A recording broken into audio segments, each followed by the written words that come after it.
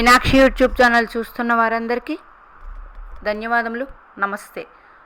చాలా వీడియోలు చేసి పెడుతూ ఉన్నాను. మరి నచ్చినట్లయితే లైక్ చేయండి, షేర్ చేయండి, సబ్స్క్రైబ్ చేయండి. శుక్రగ్రహం చేతిలో ఏమి ఉంటుంది? శుక్ర బలం ఎందుకు ఉండాలి అందరికీ?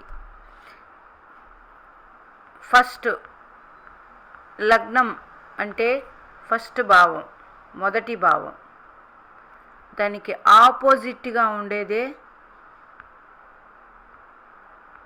7th ప్లేస్ అంటే సప్తమ భావం. ఈ సప్తమ భావానికి కారకుడు శుక్రగ్రహం. అంటే లగ్నం మనమైతే లగ్నానికి ఎదురుగా ఉన్న స్థానం సమాజం. ఇది శుక్రగ్రహం.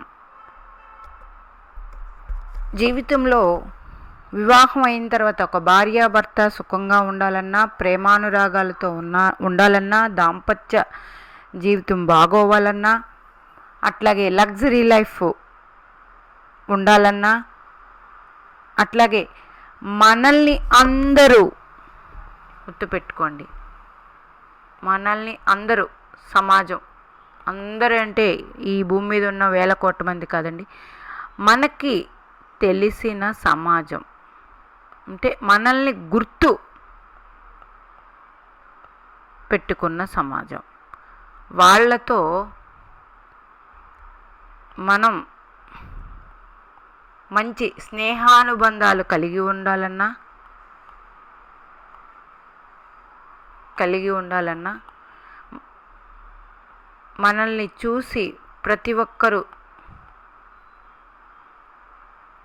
పలకరించి బాగున్నారా అని ఎదుటి సమాజం మనల్ని అని ప్రేమతో పలకరింపు ఉండాలన్నా ఇదన్నీ కూడా శుక్రగ్రహం అండి. అందుకే జీవితంలో శుక్రగ్రహం ఇవన్నీ కూడా శుక్రగ్రహం చేతిలో ఉంటాయి. శుక్రుడు కాలపురుషుని చక్రంలో వృషభ రాశికి, తులారాశికి ఆధిపత్యం. లగ్నం నుండి వృషభ రాశి ప్రతి ఒక్కరిది కుటుంబం చూపించే రాశి, మనం జన్మించిన కుటుంబం చూపించే రాశి. అందుకే వృషభ రాశిలో పాపగ్రహాలు ఉన్నా ఓకే, తులారాశిలో ఒకవేళ పాపగ్రహాలు ఉన్నా ఇప్పుడు చెప్పినవన్నీ ఆపోజిట్గా ఉంటాయి వాళ్ళకి. ఇది 100%. అందుకే వృషభ రాశి, తులారాశి చాలా జాతక చక్రంలో ముఖ్యం. ఎట్ ఏ టైం మన లగ్నం నుంచి 2వ భావం, సప్తమ భావం కూడా చాలా ముఖ్యం. ఎట్ ఏ టైం శుక్రగ్రహం కూడా చాలా ముఖ్యం. ఇవి 2వ భావం, సప్తమ భావం బాగుండాలంటే శుక్రగ్రహం బాగుండాలి. శుక్రగ్రహం బాగున్న వాళ్ళు మంచి వస్త్రధారణ, బంగార ఆభరణాలు, మంచి గృహం, కారు, మంచి కుటుంబ బలం, మంచి వాక్కు, ఓకే, మంచి అందమైన తేజోవర్చస్సు. ప్రతి ఒక్కరూ మీరు చూస్తేనే వాళ్ళ పెదవుల మీద, మిమ్మల్ని చూస్తే వాళ్ళ పెదవుల మీద ఒక చిరునవ్వు, ఇవన్నీ కూడా శుక్రగ్రహం చేతిలో ఉంటాయి. అందుకు జన్మజాతక చక్రంలో శుక్రగ్రహం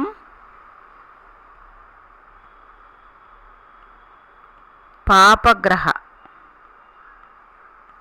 సంబంధం లేకుండా ఉండాలి ఫస్ట్.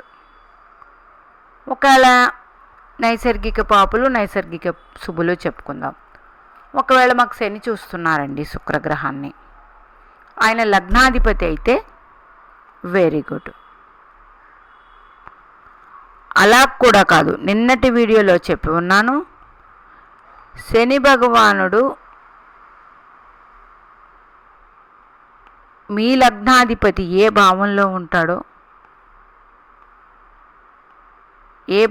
ఉంటాడో ఆ భావకారకుడు ఒకవేళ శని అయ్యి ఆయన లగ్నాధిపతి అయ్యి శుక్రుని చూస్తే వెరీ గుడ్, అప్పుడు పర్వాలేదు. ఇట్లా అన్నమాట.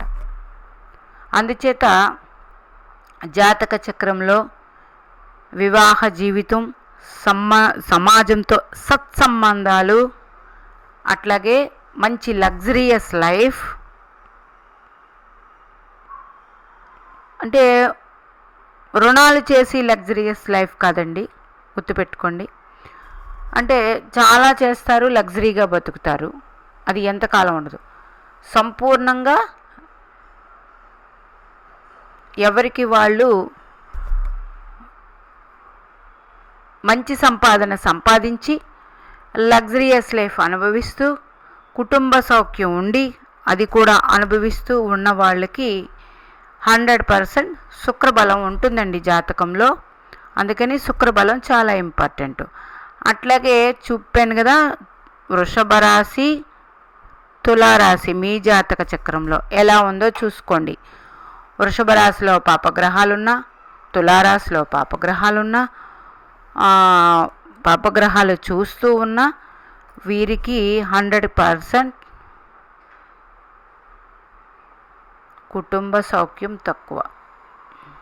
అంటే మీరు పుట్టిన కుటుంబంతో కానీ వివాహం చేసుకున్న వారితో కానీ సౌఖ్యం తక్కువ ఉంటుంది. మరి ఏం చేయాలండి? శుక్రుడికి అది దేవత అమ్మవారే, లక్ష్మీదేవి అమ్మవారు.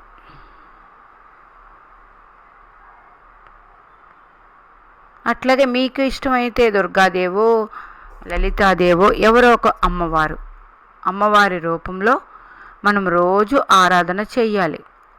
ఎలాంటి ఆరాధన అంటే, మనకి ఇవన్నీ ఒకవేళ వ్యతిరేకంగా ఉంటే అవన్నీ కావాలంటే చూడండి, ఒక పరీక్ష పాస్ అవ్వాలంటే ఏం చేస్తాం? చాలా ఎఫర్ట్ పెట్టి చదివి మంచిగా ఎగ్జామ్ రాసి పాస్ అయితేనే అది ఎఫర్ట్ వస్తుంది. అట్లా ఉండాలి అమ్మవారి ఆరాధన. అలా చేస్తే మీకు యోగవంతమైన ఫలితాలు ఆటోమేటిక్గా వస్తాయి. అట్లాగే ఆడవారు, పుణ్యస్త్రీలు, అట్లాగే చిన్నపిల్లలు, అమ్మాయిలే, అట్లాగే యుక్త వయస్సు వచ్చిన అమ్మాయిలు, వారికి వివాహ సమయంలో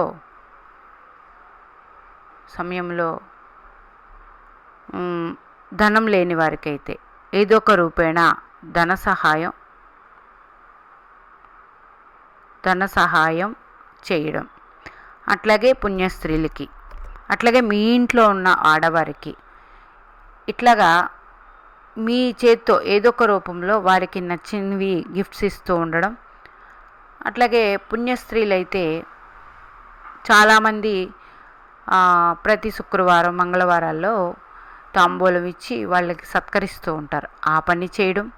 అట్లాగే మన ఇంట్లో ఉన్న ఆడవాళ్ళని మగవాళ్ళైతే ఇబ్బంది పెట్టకుండా ఏడిపించకుండా ఉండడం. ఇవన్నీ చేస్తే ఆటోమేటిక్గా మీ జీవితంలో మార్పు వస్తుంది. ఇది 100%. అంటే మన దాంపత్య జీవితం బాగోవాలన్నా, ప్రేమానురాగాలతో కుటుంబం మొత్తం మన మాట వినాలన్నా, మనం వాళ్ళలో కలిసి బతకాలన్నా, మనం అత్తవారింట్లో భర్తతో బాగుండాలన్నా, అట్లాగే మనం లగ్నం అయితే ఆపోజిట్గా ఉన్నది సమాజం కాబట్టి సమాజంతో కూడా సత్సంబంధాలు కలిగి ఉండాలన్నా, అంటే మీరు అట్లా బయటికి వెళితేనే మిమ్మల్ని 10 మంది చూసి పలకరింపులు ఉండాలన్నా ఇదన్నీ శుక్రబలం ఉన్న వాళ్ళకే జరుగుతుందండి. అందుకనే శుక్రబలం పెంచుకోవడం ఎంతైనా ఉత్తమం. శుక్రగ్రహం చాలా చాలా ఇంపార్టెంట్. మరి అందుకే ఎక్కువ శుక్రవారం లక్ష్మీదేవి అమ్మవారిని పూజిస్తారు. అట్లాగే దుర్గా, కాళీ, లలిత ఇట్లా అందరినీ పూజిస్తారు. మీనాక్షిదేవి ఆశీస్సులు మనందరి మీద ఉండాలని కోరుకుంటూ నమస్తే.